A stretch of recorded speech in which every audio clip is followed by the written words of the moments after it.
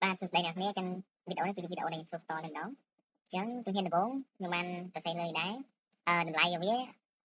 3នេះគិតជាលុយរបស់នេះយ៉ាអញ្ចឹងពេលដែលយើង convert វាទៅជាលុយដុល្លារវាស្មើនឹង$2.35អញ្ចឹងទី1យើងត្រូវបើក browser ដែលយើងពឹងបើកនេះហើយយើងចូល setting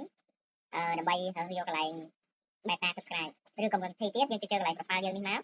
យើងចូលកន្លែងត្រី3នេះមកយក beta subscribe មកក៏បានដែរ beta verify បន្ទាប់ពីហ្នឹងយើងក៏ចុច next មកហើយយើងចុចពាក្យថា sign up ពេលដល់កន្លែងនេះអ្នកគ្នាចុច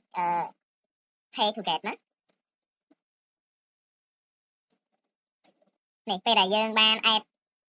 visa card យើងហើយមូលហេតុអីបានវាចេញជាប្រភេទលុយបែបនេះមានថាខ្ញុំត្រូវ country ហ្នឹងគឺខ្ញុំយក Cambodia ទេគឺខ្ញុំយកប្រទេសនីយ៉ាអញ្ចឹងដើម្បីបដូរឬក៏ add បានដូចរបស់ខ្ញុំហ្នឹងអ្នកគ្នាអាចចុចចូលកន្លែងនេះណាអ្នកយកពេលថា add credit card នេះម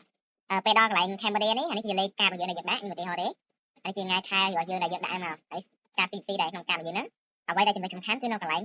country នេះអញ្ចឹងយើងរកពេលថានីយ៉ាដែលខ្ញុំបានសរសេរនេះនីយ៉ាអូខេព្រោះសិនណា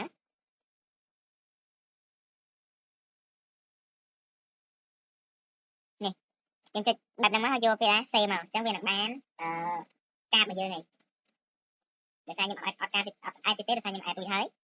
បន្ទាប់ពីហ្នឹងយើងត្រូវចុចពេលថា subscribe មកជាការសាច់ហើយយើង subscribe មក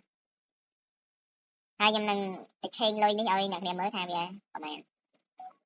អូខេវាពឹងតា B process ហើយ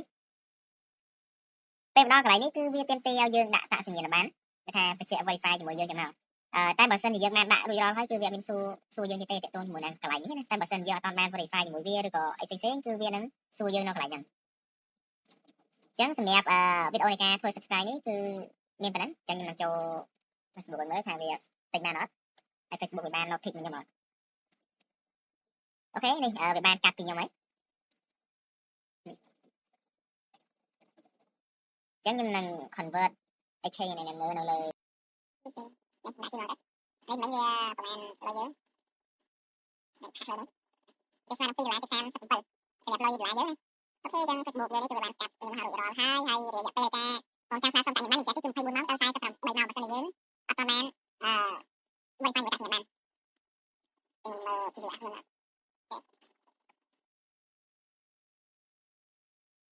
ចាំវីដេអូនៃការទិញbeta Facebook ប្រូទីនេះគឺបានចាប់ហើយនេះវីដេអូដែលខ្ញុំបានបង្ហាញមុនតែខ្ញុំបានបង្ហាញពេញទេ